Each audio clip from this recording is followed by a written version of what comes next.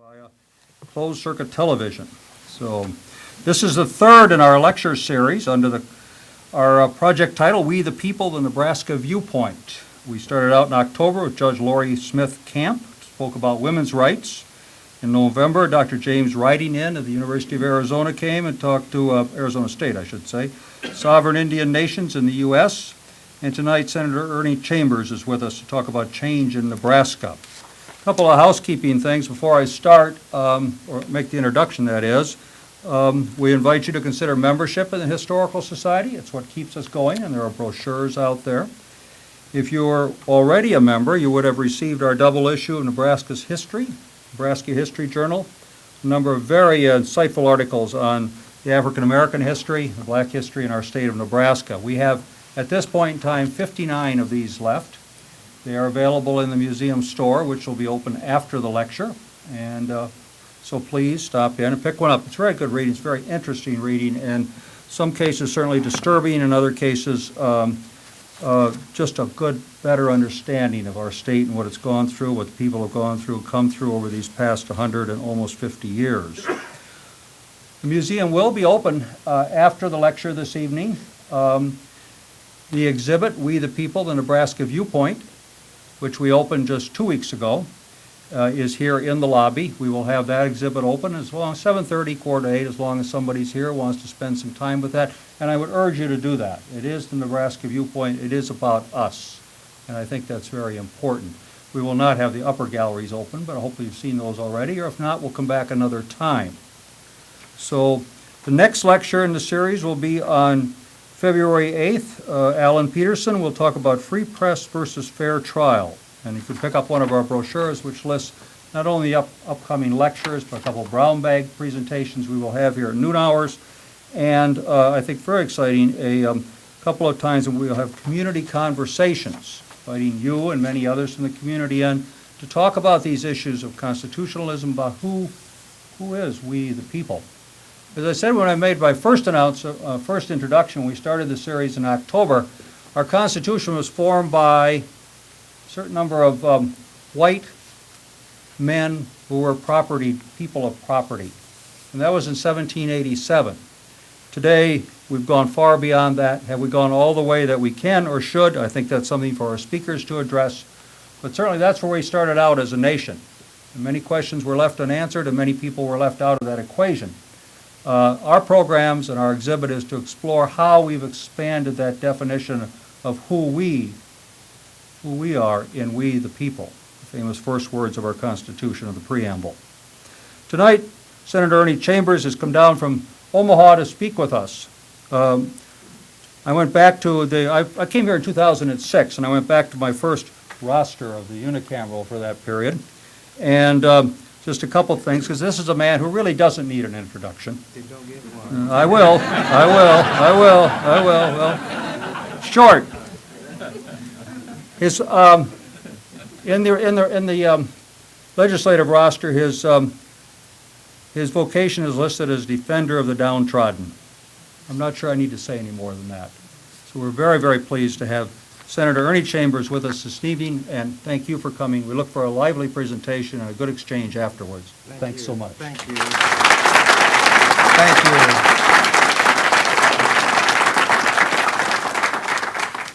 you. Now, because this is in the nature of a lecture, I want to try to the extent that I can to do what lecturers do. I generally consider myself to be a talker, and since the subject is change in Nebraska, I have to point out that there's a German proverb which says, change and improvement are two entirely different things. There have been a lot of changes in Nebraska, but the improvement is minuscule.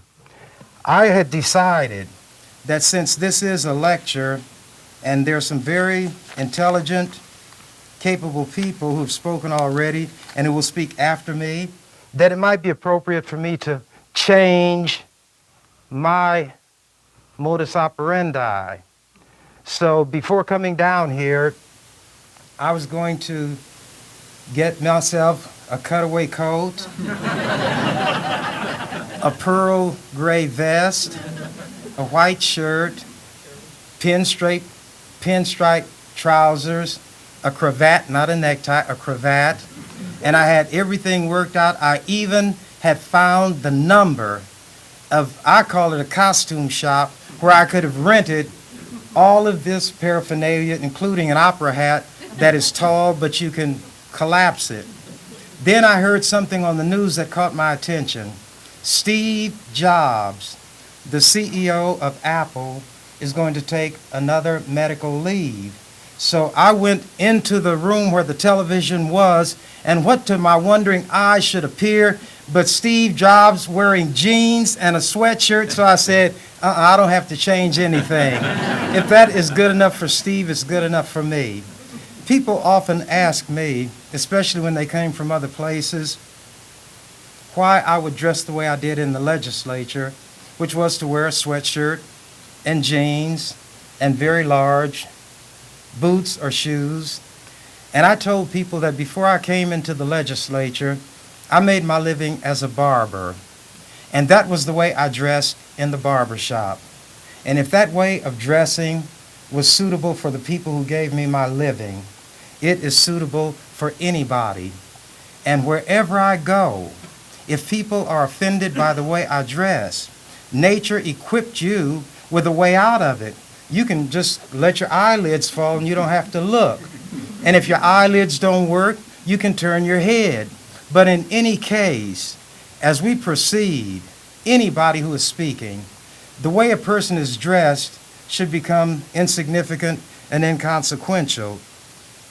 Now, this incident that I'll mention is in the news and on a lot of people's minds. A female congressperson was shot through the brain by a fellow who's going to stand trial. I don't know how many people witnessed it, but you could say a great cloud of witnesses saw the individual, saw him shoot, were injured in some cases by him. So you could say it's an open and shut case. But when you talk about civil liberties, the ones whose liberties have to be protected are the friendless, the voiceless, the most hated, the ones who most people will feel are entitled to nothing except to be dragged out, have his or her neck put in a noose and strung up. But being a member of a race where that often happened, I'm extremely sensitive to how anybody is treated when they fall into the hands of the law. I'm not going to give a definition of law, but you all know what the law refers to. It is an orderly process. And when we talk about the criminal law, we mean that a person is charged with conduct that the legislature has called a crime and attached a penalty to it, a punishment. But there are rules to the game that the legislature put in place. In order to get a person from the position of being accused to that status of having been convicted beyond a reasonable doubt by what they call probative admissible evidence, you've got to give proof that will convince a reasonable person beyond a reasonable doubt. There can be some doubt. Nothing is known for certain, but beyond a reasonable doubt that this person committed the act with the proper amount of mental capability to be held culpable. In other words, you're responsible for what you did. You did it. A jury said you did it. You're going to be punished when the judge sentences you. Now, what about the lawyers who defend the ones who are unworthy of a defense? What about the Jewish lawyers who defended Adolf Eichmann, who put together the final solution or helped to put it together and certainly helped to implement it? And while the Nazis in their jackboots were striding across Europe, Eichmann thought that what is existing now will always be existing, and he said, I'll leap into my grave laughing, knowing that I've killed or rid the world. of 6 million Jews. But when they caught him down in Argentina, it's been a long time since I read about him, but I think he was under the name of Clement, and he was spirited out of that country by some Israeli agents, taken to Israel, and put on trial. And every protection of the accused, which the Israeli law allowed, was extended to Eichmann. See, they knew they had him. If you've got a rat in a trap, you can make all kind of protestations and appropriate statements. But at any rate, he was convicted, he was cremated, his ashes were spread in the Mediterranean Sea. Jack the Ripper was never caught, but had he been caught, he would have been entitled to those protections. Now comes the time to test what the law in America is, how that system is going to work. And rather than people condemning this woman who will defend that man, they ought to lionize her, knowing that the contempt that people feel for him will spill over onto her. And I'm talking about Nebraska, whether you realize it or not. They should see somebody who is strong, somebody intelligent, somebody competent, somebody who believes in the law enough to risk the hostility and contempt of her countrymen and countrywomen, to see that the law is followed when this man is processed by it. Is he entitled to benefit of law? I filed a lawsuit against God because the Constitution of Nebraska says the doors to the courthouse are open to everybody, which means you can sue anybody. Whether you're Warren Buffett or Little Orphan Annie, Warren won't have any trouble getting into court, but Little Orphan Annie might. And some of my colleagues from time to time would try to get laws passed prohibiting certain lawsuits from being filed. But I told them that's stupid, because before you can determine whether or not the action falls within that forbidden category, it's got to go to court, and a judge has to make that determination, because nobody can slam the door to the courthouse on anybody, although it is attempted. Now, I write briefs in the way that I talk in the legislature. I quote the Bible, because some people understand that. I quote mythology, and the Bible, the two are the same, but they go by aliases. History, court cases, obviously. So quoting the Bible for those in here who might be infected with that religion, I'm being facetious. It's not an infection. It's something worse. Jesus said, if you do good to those who do good to you, you're not entitled to any thanks, because the worst of people do that. So if I'm a lawyer and I will take as a client Martin Luther King, Mahatma Gandhi, or Mother Teresa, what thanks do I have? I'll be given credit for that. But suppose it's the devil. Well, in my brief, I was explaining to the court why I was entitled to benefit of law and to have my case against God seriously considered. And by the way, it's on a technicality, but I won. The lower court dismissed my lawsuit with prejudice, as it's called, because I did not, in the court's opinion, serve the defendant, who was God.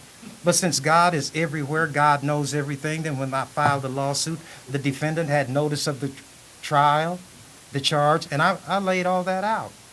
I did it by the rules. But when he dismissed with prejudice, he dropped his money purse. He had not read the law. He let his religious predilections intervene, because the law in Nebraska says that if a defendant is not served within 6 months of filing, then by operation of law, the action is defeated or to be dismissed without prejudice, meaning you can file it again. When he said with prejudice, I knew I had won.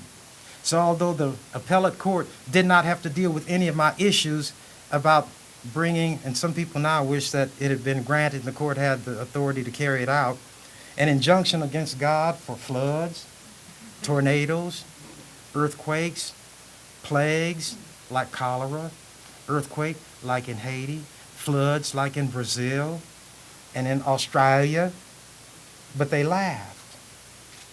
But it didn't make any difference. And here's what I had said on that issue of benefit of law, and I'm going to read it briefly from my brief. It doesn't matter what I talk about here tonight.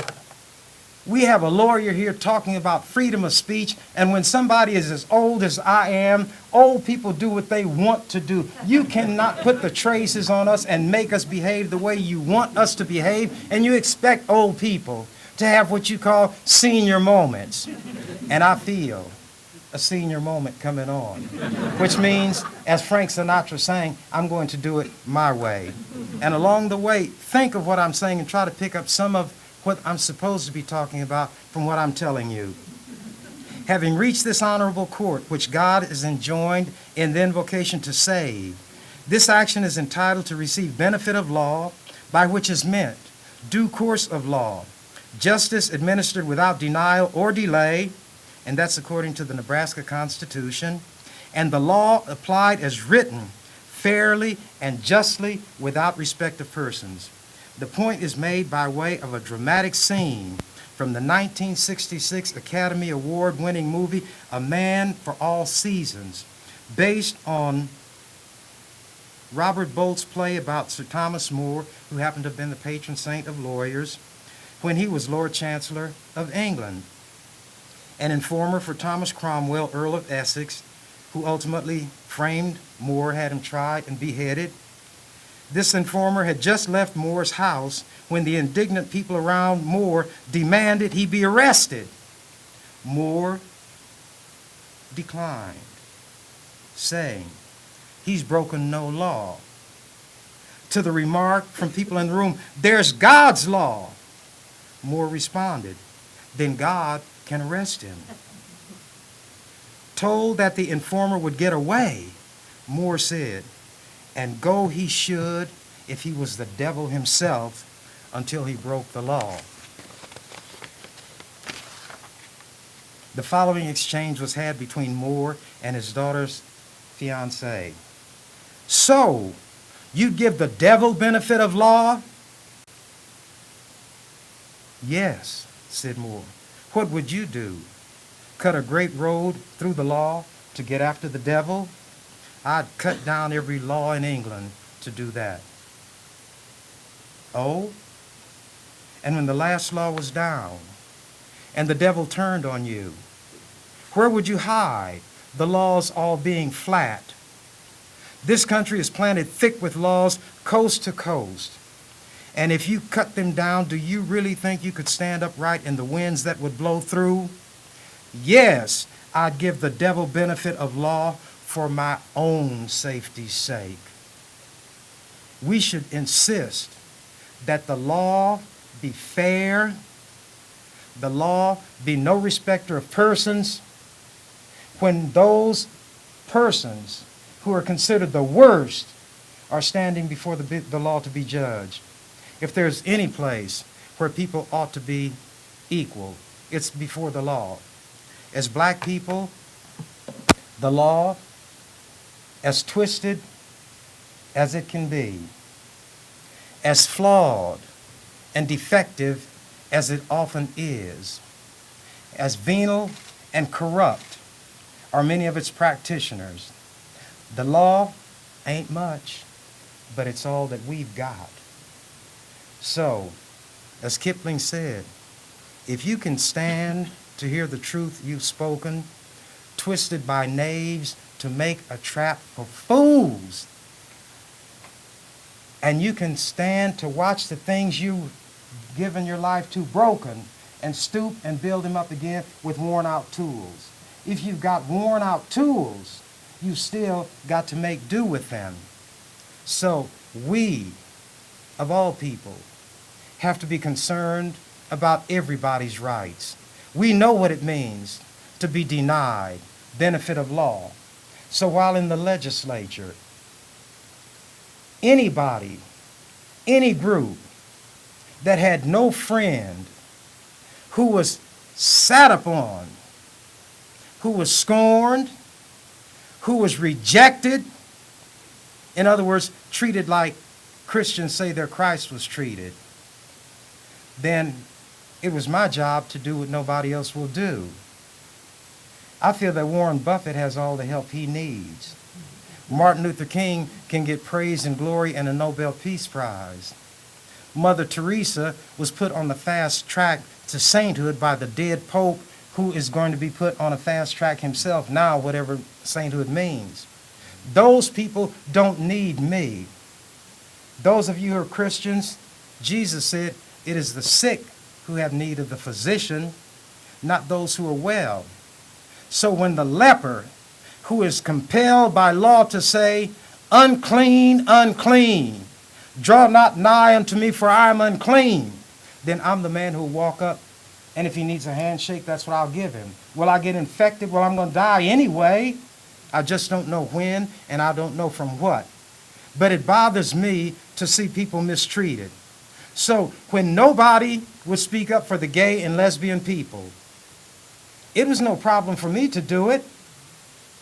All human beings are human beings. If whatever we're talking about was born of a man and a woman, then that is there is a human being, and every law that recognizes a right, that ensures a right, that guarantees a right, they are entitled to its benefits. And that's all I look at. Am I dealing with a human being? Yes. Then I know what my job is when they're denied and deprived of their rights. Now that I'm not in the legislature, you would know there was such a thing as a gay man, a lesbian woman, a transgendered person.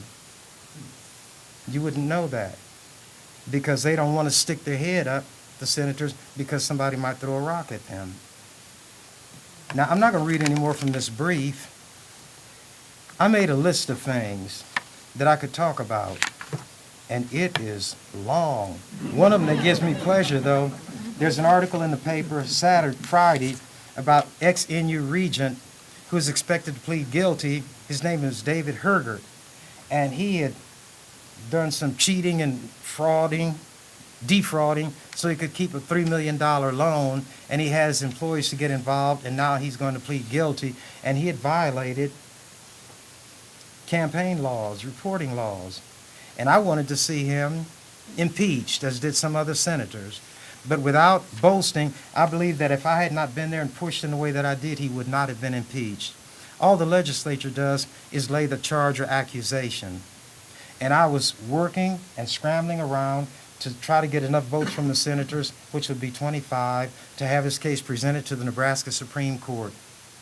He got exactly 25 votes. And when he was on trial before the court, the lawyer that I had selected as the vice chairperson of a subcommittee of the executive board is a man named David Domina, very competent. And he was going to have Hergert's deposition entered into the record, but so that people who were observing could hear what this man was about.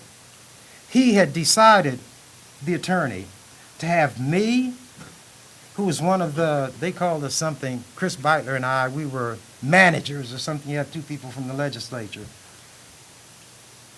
Domina would read questions as they were put to Hergert. Senator Beitler would answer some, then I would answer the others. Lunchtime came. I'm going through what my cues would be for me to answer the questions. Then he said, Senator, we're going to do this differently. I'm going to put you on the stand, and I'm going to have you read every word that Hergert stated. We're not going to have the back and forth. I said, well, David, why are you going to do that? Isn't it a poor car that won't toot its own horn? He said, because in this state, you're the most highly respected man who's deemed to be honest and fair. So I want you to be up there. So I had not read Hergert's deposition. And some of the things that that man said were so preposterous and had his employees lying through their teeth. I wasn't prepared for it, so I had to do all that I could to maintain control because this is a very serious matter. And I would have to compose myself. So I would read the answers the way I thought they should be read. Hergert's lawyer objected and said, Your Honor, we're before the Nebraska Supreme Court. I wish you would admonish the witness and have him not inject his own opinions and feelings into this proceeding by the way he reads. And the court said, the Chief Justice said, We are all trained in the law. I'm paraphrasing to the best of my recollection, and as old as I am, some of my brain cells are like Teflon. Things don't stick, they slide off, and they leave a trace, and I'm dealing with the trace that's left. We are able to consider just the words that are being spoken, no matter how they are being spoken. However, I would ask the witness to refrain from injecting anything by way of inflection into what is being said. I said, very well, Your Honor. I will speak in a very monotonous manner from here on out when I'm answering for David Hergert, although I didn't do it. But that's what happened. When it was over, Hergert was convicted. Excuse me. An impeachment is not a criminal trial, so there's no criminal punishment. But the person is prohibited, is kicked out of office and prohibited from holding any other office in this state. So now he's about to take up residency in one of our institutions, but not of higher learning, as it might have been had he remained a regent of the board down at Nebraska. And he decided that he would plead guilty, and it says here in this World Herald article dated January 14th of this year, Hergert is accused of inflating the assets of Hergert Milling, Inc. from January 2000 to December 2006 so he could keep a $3 million revolving loan from First National Bank of Omaha. He deceived the bank, and he got caught in that like we caught him on the other. Now, what are some of the things that I have been involved in directly designed to change what happens in Nebraska? A black lady worked for me. Her name is Cynthia Granberry. After I'd been in the legislature not too long, I was elected chairman of the Government and Military Veterans Affairs, something like that. So Cindy had been my secretary before I got elected.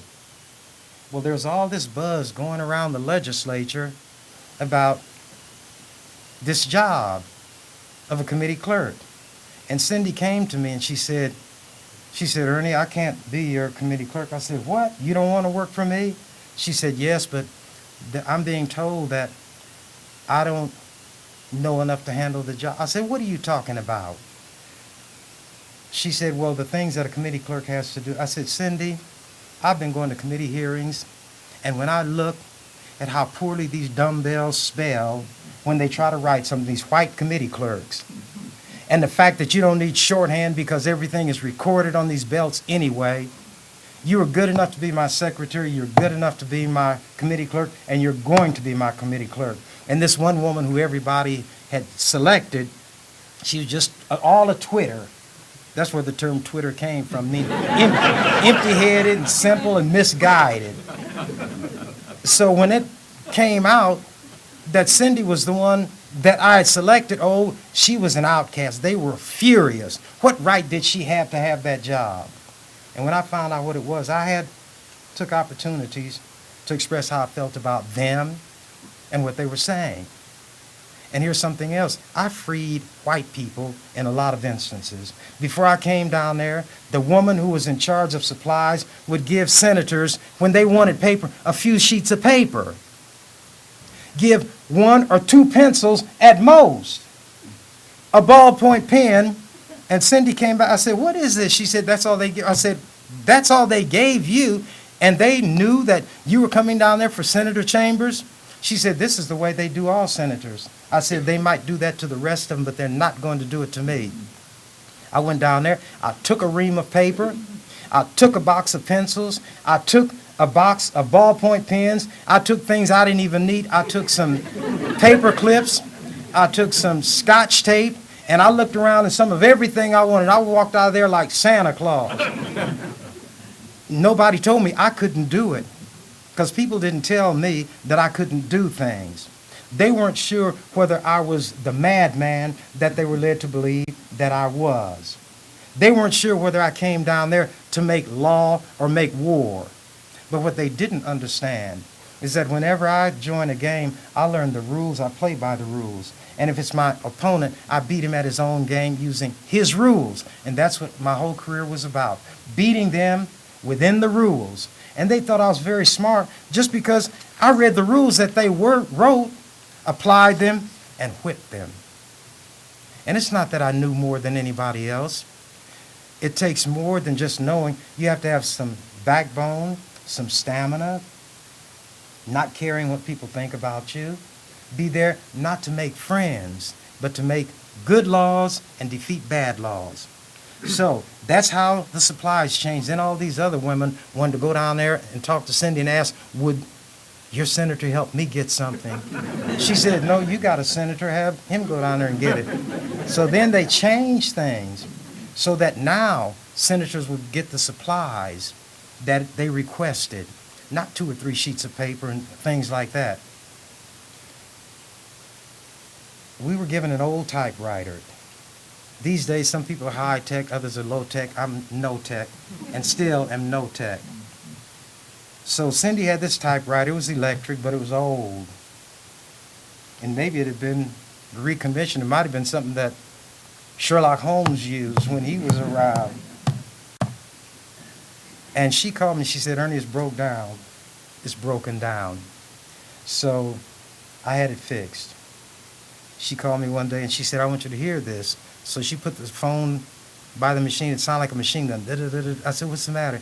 She said, the carriage went over to the side and it's stuck and it won't come back. I said, I'm going to take care of this now. This thing is not suitable. They might be messing with me because I'm black and they want to test me. So I unplugged it. I took it up to the clerk's office. His name was Vince. Who's Vince's last name? Brown. Vincent Brown. Big, great big guy. But see, I'm the one like little David. Size means nothing to me. And by the way, just like Eichmann, when everything was going his way, when people are favored today, they have to realize it's not going to always be like that. And the worm can turn, the table can turn the next day. And the one favored today is out of favor tomorrow. Ask Louis XVI if you read history, Marie Antoinette. Or for the Christians, I like to have something for everybody.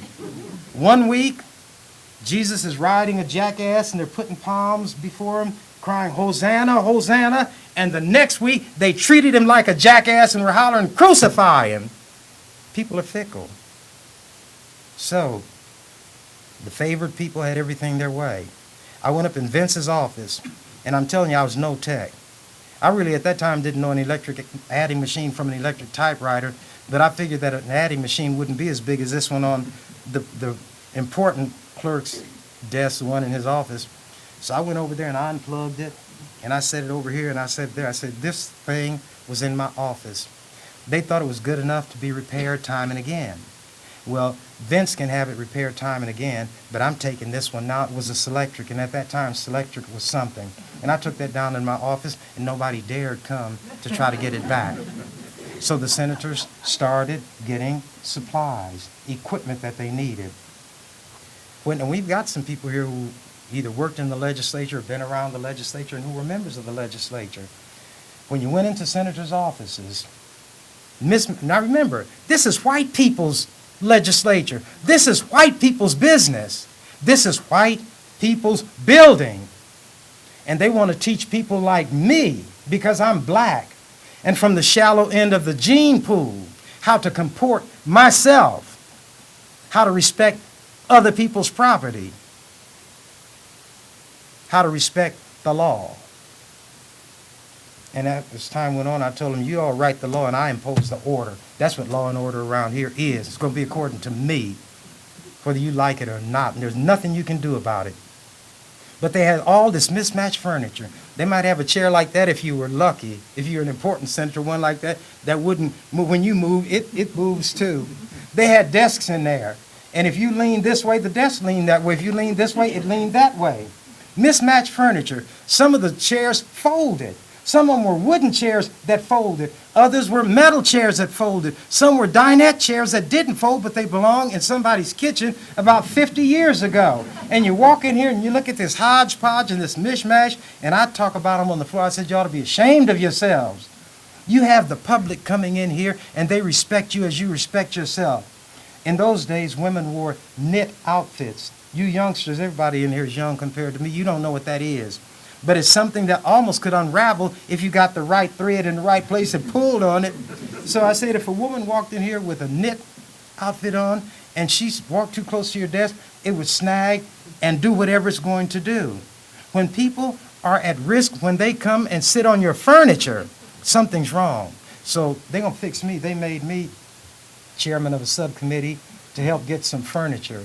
And now they've all got great big mahogany desks. They've got leather chairs. They've got other chairs that match. The black man did it. I'd be in the chamber and it would be raining and I'd say, what's all that noise? They had these thick drapes up there. Water was coming in so fast that you could hear it running down the walls. And again, I would castigate them and tell them this building should be a treasure.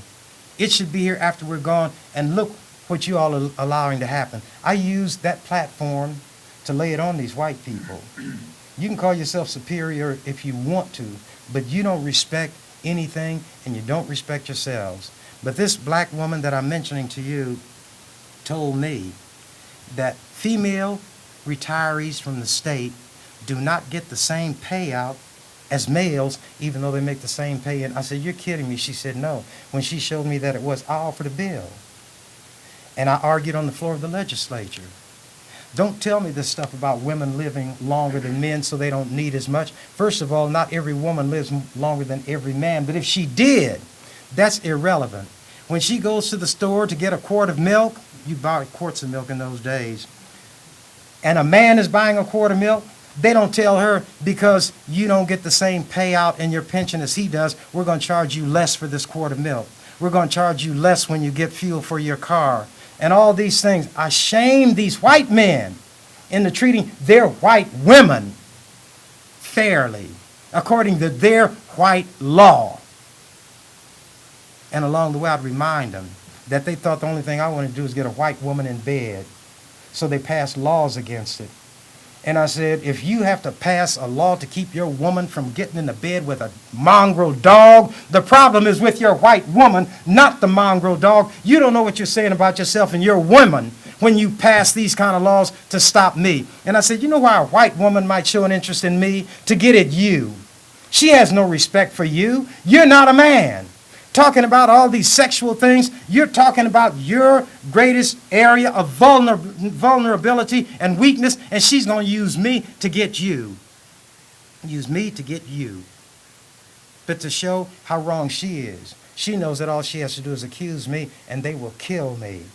And the ones who kill me know that it's a lie. That's America. That's Christianity. That's democracy in action. Do I respect American law? In the sense that white people do? Absolutely not. Do I worship the law as white people do? No. It's a broken tool, but the best that we've got. We've got to try to improve it. We have to make it work. And the way I would make it work is to try to take any issue that I'm dealing with and frame it in such a way that it affects white people. Then they can't turn against me without hurting their own more. So then they've got to grudgingly go along with what I want for their own safety. That's how I won and why I won. Allegations of speeding, because that's a civil liberty. You should not be given a ticket and have to pay it when a cop is not properly operating the mechanism he or she uses to record your speed. And I won so many of those tickets in the Nebraska Supreme Court. There's a prosecutor named Marty Conboy in Omaha, and he said when he would go to prosecutor conferences, they'd ask him, who's that senator up there in Omaha who's rewriting all the laws on traffic and speeding? And he said, oh, yeah, we know him. Well, he fights things. They use radar. I beat their radar. They use airplane clocks. That's where an airplane flies around. They have 2 marks on the highway. He uses a stopwatch to determine how long it takes you to get from this block to the other, and makes a mathematical calculation and determines how fast you are going, calls information to a cop on the ground, and you're arrested. They did that to me, and I won those too. VASCAR was a ground matter similar to it. This machine, they had a measured distance. It would tell how long it took you to get from point A to point B. The machine would make the calculation. If it was above the speed limit, you got the ticket. I beat those too. You know how? I read the law. And I read about the equipment that they used. And I knew under the law they had to have been trained in it. They have to understand it and know how to operate it, and they didn't. And white people would plead guilty and roll over because white people, by and large, are weak, fearful, and they give up quickly. They're whipped before they even start. Somebody makes an ugly face and a lot of noise, and they take off running. Not me. And they found that out. I was down there 38 years or however long it was. And they knew what I was doing because they saw me do it. And they couldn't stop me. And I would mock them. I would taunt them. I would ridicule them. And I'd tell them, I own this legislature. Y'all are my white folks. And if you want to pass a law, it's because I will let you pass it. How in the world can one black man out of a total of 49 bully the legislature? I was called a bully. Have you ever seen one person outnumbered by 48 referred to as the bully? They're the bullies. And when I would explain this to people in other states that there are 49 in the legislature, and I'm the only black man, they say, boy, I bet you have some hard fights, don't you? I said, oh, yeah, often. And they said, it's not a fair fight, is it? I said, no, they need more help. And they did. They were often wrong. Now, I'll touch on some of these other things right quick that you all may or may not be interested in. Oh, but how about this Amy Chua? Have you all read about or heard about her, who wrote this book, Tiger Mom, and she told how she reared her children? Well, because people disagreed with her. Do you know these anonymous people are making death threats to her? They're upset about how she reared her children, and they're so self-righteous or crazy, they make death threats. That's common and typical in America. And it was typical when I was in the legislature. I got them by phone, never face-to-face. They slide it under my door. They tack stuff on my door in America, in the state capitol building. All these white people against me, and they thought I was the bully. All things should be understood in context. Context is everything. If I had a saucer up here and two blue eyes sliding around that saucer in that aqueous liquid, and y'all would get sick. But if we took those eyes and put them in the proper context, in a face that you thought was attractive, then you talk about how beautiful the eyes are because they're where they belong. They're related to everything in the proper way, so everything is all right. So if you would judge me in the context within which I work, you would call me a great man. There were white people who wished that I were white, and they were resentful that I wasn't because they had nobody like me. And sometimes they would forget how much they hated me and ask each other, why can't you be like Senator Chambers? And some would even slip and write them in editorials. Yeah, I keep editorials. I wish I had talked to John Carter during my early days, and I wouldn't have thrown away so much of the hateful material that I got from the American Nazi Party, who had headquarters there, Ku Klux Klan material, which had their headquarters in Lincoln, and all these miscellaneous other racists and cowards who made threats anonymously. But I would get it, I'd be disgusted, I'd throw it away. Some of it I started keeping in case I ever did my memoirs, I could show what I was dealing with at the time. Now, this state, by way of a citizen petition, got the question on the ballot, and I'm oversimplifying it, in the public realm, should you get rid of affirmative action? They got enough votes, signatures to put it on the ballot, got enough votes to pass it. Nebraska is an almost all-white state. Black people and all the other minority groups put together are no threat to Nebraska.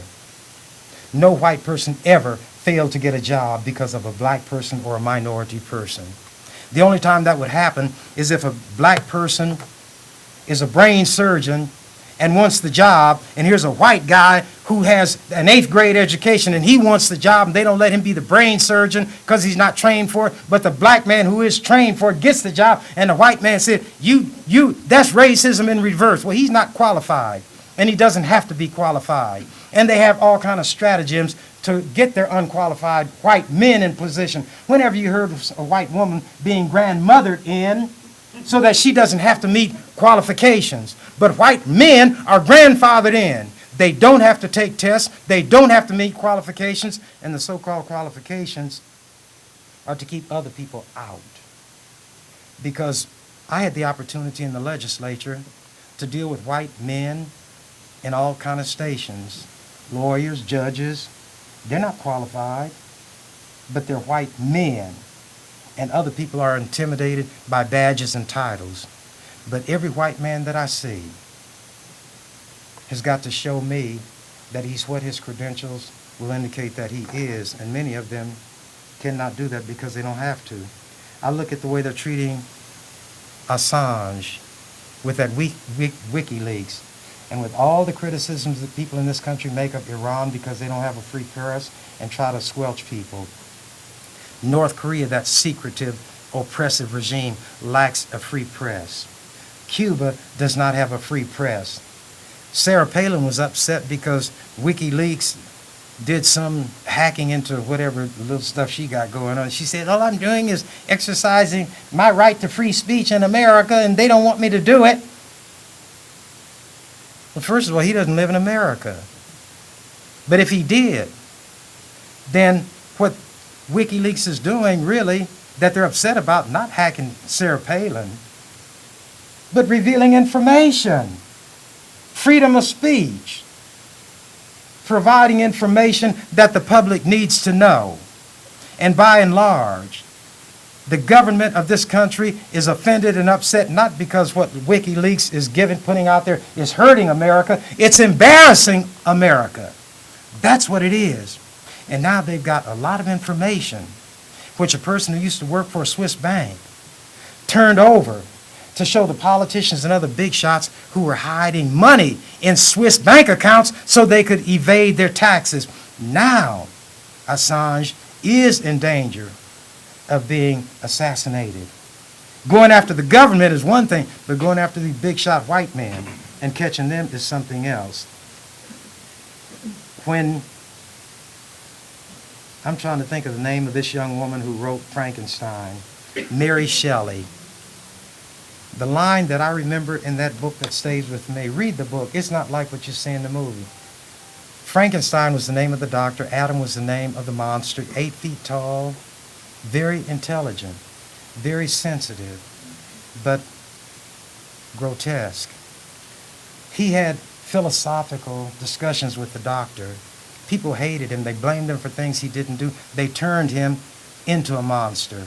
He lived in these icy alpine regions, ice caves. He could scale sheer ice cliffs, move with lightning speed through this kind of terrain, 8 feet tall. I got to leave a lot out. But he told the doctor, he said, you made me, and I have no companionship. You have a woman you love. You have family members. Everybody has somebody. In heaven, God has his angels. In hell, the devil has his demons. I have nobody. You made me alone. So what I want you to do is make me a woman. And I want you to make her as hideous and as grotesque as I am, so that she will have nobody to turn to except me. And the doctor thought that's a fair deal. Then he got to thinking, this monster is so powerful. If I make this woman and she goes haywire, the two of them will be so powerful they can't be stopped. They'll destroy the world. Well, you know, you suspend your disbelief and you go along with it. So the monster had been watching him while he's doing this work in Scotland or someplace, and the doctor destroyed what he had made, and the monster was furious, but he didn't kill him. He said, I'm going to make you hurt like I'm hurting now, and I'm going to fix you. I'll be with you on your wedding night. So what this guy thought was that the monster was going to kill him, so he had all these guns, but what the monster was going to do was kill his wife, which he did. And he told the doctor, you are my creator, but I am your master. And that's what I tell these white people. You all created me as what you call a Negro. So I come among you and I'll be your master. You use violence or the threat of it against me. You use violence to bring me into existence. But I will not use violence. I will use that which you prize but which you don't use. I will use my brain. I will take what you put on paper and I will whip you. They were passing what they called a nuclear theory or something or other.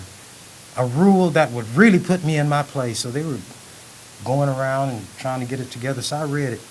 I said, look, I know what you say you're trying to do, but the language that you have is not going to do that. Here's what you need to say to do it. And they agreed, and they amended the rule. And they asked me, Ernie, why would you help them get a rule that's going to stop you? I said, look, if I am to be put in a cage, you think I'm going to help the one build a cage from which I cannot escape? I said, at their best, they cannot stop me. And they put it in place, and they were afraid to use it because I told them, if you do that, I will destroy this legislature. They didn't know whether I could or not, but they didn't want to put it to the test. And if they were men and women of righteousness, they wouldn't have done that. And there were some senators who would stand with me, who would try to explain to them that this doesn't make sense. This should not be done. You're always a step behind him. And, things like that. So I don't want you to think every single senator was up against me all the time over there. The legislature now has allowed itself to be emasculated. It's been rendered irrelevant. It's kicked to the curb. The governor has no respect for them. He tells them what to do. They do it. You all have heard that semi-joke they tell. Somebody says jump and you say how high. Well, with the legislature jumps first and asks the governor, is this high enough? They are worthless. They are weak. They are fearful. They have allowed the legislature as an institution to be totally gutted. It is supine and not respected by anybody. Issues are not even raised that ought to be raised. They call speaking against a bill, I'm against it and sitting down, they call that fighting it. I told them you need to grab it by the throat and not let it go. And here's what I told them they could do, although I showed them. If there's a bad bill coming down the pipe and I don't like it, I don't just wait to engage in extended debate on that bill. What I'll start doing is loading it up with amendments and motions so that when it gets there, they're waiting for it. I would start dealing with other bills before this one even came up. I would delay every bill. I'd make the senator explain it. I would offer amendments. They would even ask me after I asked them questions and they saw they had a messed up bill, would I rewrite it? And if I didn't care about what it was, if it followed the Lawrence Schmidt rule, it doesn't help anybody, it doesn't hurt anybody, it doesn't cost anything, it doesn't do anything, then I would help them rewrite it. And I often did that. And I said the public should be able to read these laws we put in the books and understand what we're saying. I'd say, but you're the introducer and you don't even know what it means. So you ought to be ashamed of yourself. But I would start slowing these bills down. And they'd say, can't you see what he's doing? Can't you? I say, yeah, they see what I'm doing. I want them to see. I tell them what I'm doing. I want them to know, but they can't stop me. And then I challenge them, stop me. And then I tell them, if somebody was doing what I'm doing, I'd take that rule book and I'd stop him. But how do you know if you found what you're looking for if you don't know what you're looking for? They just rifling through pages, and I guess hoping that something will jump out and tell them. But I would operate in that fashion. That's why, for over a decade, I was able to prevent the legislature from switching the method of execution from electrocution to lethal injection. The speaker had brought a bill, couldn't get it. The governor had sponsored a bill through the speaker, couldn't get it. The attorney general favored a bill, couldn't get it. A young guy named Senator Erdman tried it, couldn't get it because I wouldn't let them get it. And again, it was known by everybody that I wanted to hold Nebraska with electrocution so that when it became the only state, then electrocution would be considered cruel and unusual. And that's what wound up happening. And the Supreme Court threw it out. I had another term. But what the senator said, we'll wait and see what the Supreme Court says about these people on death row before we try to do anything else. They didn't want to be embarrassed by me one last time before I was out of the legislature because of term limits. And that brings me to something. In 2007, I think, was the year, I had a bill to abolish the death penalty. We debated it. When the vote came, there were 24 votes to abolish, 25 votes against, so we missed it by a vote. The Supreme Court announced that evening or the next day that Carrie Dean Moore would be executed, let me say, May 9th. That was the latter part of April when this happened. A couple of weeks maybe before he was going to die. When I found out about it, I stood on the floor of the legislature and excoriated the Supreme Court, especially the Chief Justice. I said he was incompetent when he was the U.S. Attorney. He never should have been named the Chief Justice, and this is one of the reasons why. I had no fear of any of them, and I had to try to figure a way to keep this man from being executed. You know what made it very difficult? Alan Peterson was his lawyer, a very good lawyer, not just when it came to matters of freedom of the press. And we have a lawyer here that I'm not going to give his name, but he's sitting right there on the aisle in that sweater. Who speaks, see him looking around. They do a lot of good work helping people who have been sentenced to die. So I objected, first of all, to the way they came up with the electrocution protocol. A judge, thanks to the case that the man who shall remain nameless, the way he spelled his name always would get me to spelling it wrong because there was a letter I got. How do you spell your name? But anyway, and I might tell you before I get through, but you all see who he is and you can get him. But at first they would give 3 jolts of electricity.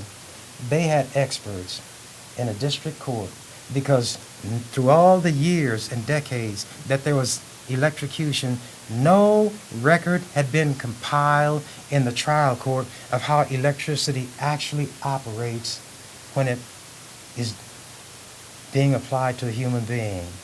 All the vagaries, all of the things that can go wrong, all the things that did go wrong, and how a heart that could be stopped by the first jolt, and the same that one of these defibrillators, when you apply it, the electricity starts the heart, the next jolt would restart the heart. And they got all these things into the record. The judge, the district judge, had so much evidence, overwhelming, that he said, but for the fact that the Nebraska Supreme Court and the U.S. Supreme Court had said that electrocution was unconstitutional, he could not himself throw out the electric chair.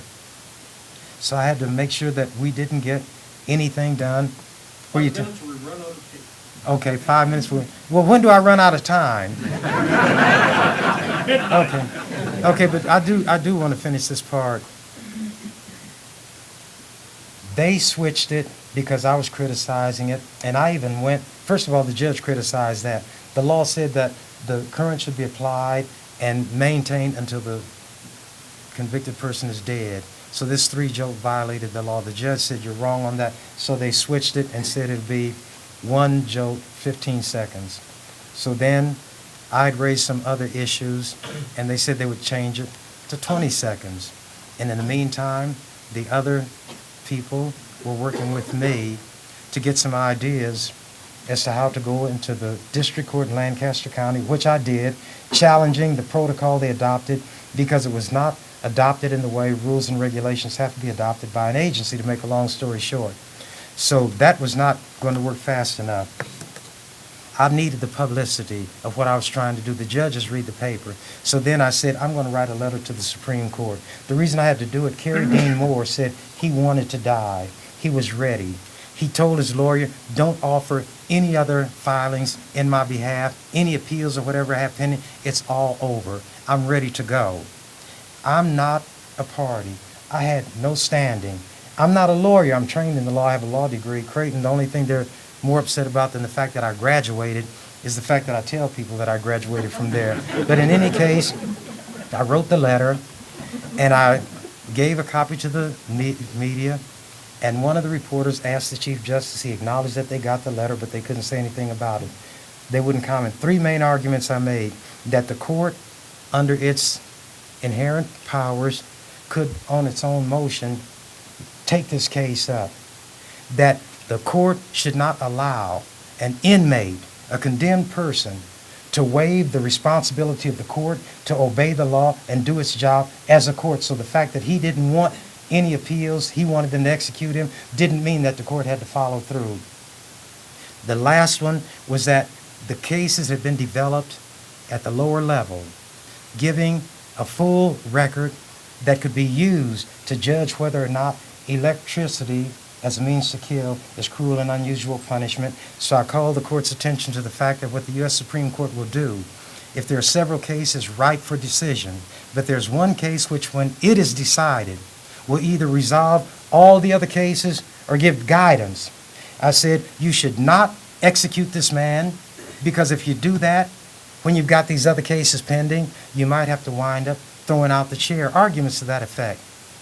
The court sat on that for a while. I was in a store, and a woman came over to me. She said, congratulations. I said, what for? She said, you saved a man's life. I said, no, you don't understand. I wrote a letter, but that doesn't mean his life is saved. She said, no, I just saw it on the news that the court withdrew its death warrant. And it's like somebody took the air out of me. And if you lay my letter beside their opinion, you'll see that the arguments that I laid out were the arguments that they used. And Carrie Dean Moore was not executed. A majority of the judges agreed that they had prematurely entered the death warrant, and that they might, when they looked at some of these other cases, throw out the electric chair, and it would be a very bad thing to have allowed a man to be killed by a method that the court itself would say was unconstitutional. So that's why sometimes when in the legislature you can't do things directly, you do them by indirection. And I made it clear all along the line when people told me it wouldn't work. I don't want to leave any stone unturned that I can turn over. And if they go ahead and kill him, then I want to have done everything I could to stop him from doing it. And now, that 5 minutes is probably up. What do I do now? Open it for questions? Okay. I try to go along with the program. That's the rule. So what are they going to do? Put some more tape in? Then while they do that, let me do one other thing. Everybody wants to be a poet. Everybody. Me too. And one last thing before I turn myself over to you and turn you loose to lacerate me with questions that are unanswerable. I'm going to, while you're a captive audience, read you a poem that I wrote. It's called American Entrepreneur. If you listen just to what's said, you can get a message. If you look between the lines, you'll see another message. If you look behind the words, Guido was a mobster who achieved the American dream. Religiously, he went to church, though living at life's scene. Businesses and fleets of cars and cash he had acquired. All around the city, Mr. Guido was admired. How did he get over? Like the typical businessman. Sitting down and scheming, he laid out a business plan. Guido found the business world exciting and appealing, being driven as it was by lying, cheating, stealing. Pinstripe suited, Homburg hatted, bodyguarded always, making money, wielding power. Guido passed his days. Power structure denizens did pander at his court, forcing them to grovel. Guido sometimes did for sport. Why was he like this? Nobody is born. Hitler wasn't born Hitler. Guido grew up poor and had no education, you see. He was treated by his betters most contemptuously. A vowel-ending name consigned him to a certain place, occupied by people who had doors slammed in their face. Grown-ups in his family had an accent that was scorned. They were treated quite as if with tails they were adorned. Bitterly, he watched those like him struggle hard but fail. He determined, unlike those, to walk a different trail. Guido, lacking education, was not one who quits. Let them keep their education. He lived by his wits. Let them hurl their ridicule and top it with a frown. If they slammed doors in his face, then he would kick them down. They slapped rules against him and applied them at their pleasure. Being street smart, Guido quickly learned to take their measure. Called an artful dodger, or by any other name, one thing could not be denied. He beat them at their game. All those years of being knocked around had made him hard. Now he was the biggest, baddest rooster in the yard. Those who in the old days did humiliate and hound him tipped their hats and tiptoed now respectfully around him. There's not much more. And if there was, where would you go and what would you do? Politics was key, and he devoted countless hours mastering its ins and outs and relishing its powers. Candidates, incumbents, wannabes, and never-were's sought out Mr. Guido, hoping they might tap his purse. Weighing as with jeweler's scale, he carefully made selection of the panderers whom he would guarantee election. When the votes were tallied, none did ever suffer loss, and everyone elected thus called Mr. Guido boss. Mr. Guido ordered this one, come, and come he did. Head bowed, shoulders hunched, feet shuffling like a chastened kid. To another he commanded gruffly, go, he went. Mr. Guido knew his pool in cash had been well spent. What goes up, despite how high, is destined to come down. Even the economy, by physics laws, is bound. Even mobster businessmen by downturns are affected. Even mobsters from such vagaries are not protected. Guido, in a sour mood, slouched in his limo car. Exasperatedly he chewed, then stubbed out his cigar. Angrily he uttered every businessman's lament. Bleep this bleep economy, I bleep can't pay the rent. Every bleep day, things get worse. My money ain't no good. I'm as bad off as I was back in the neighborhood. Clients cannot pay protection. How can I make payoffs? Businesses of every kind are facing monster layoffs. My accountants tell me if my profit margin drops, I'll be forced to lay off 2 good judges and 10 cops. 'Tis not hard to grasp poor Guido's agonized despair. When his interests tank, then things must be tough everywhere. President Obama needs something like this to give to those senators. Now, if you have any questions, where's John? Because the lights are in my eyes and I can't. Back here. Okay, without keeping people here too long, how much time would there be for I questions? tell you what, let's say thank you very much to Senator Chambers, and then we'll go to questions. Okay. Okay. Thank you.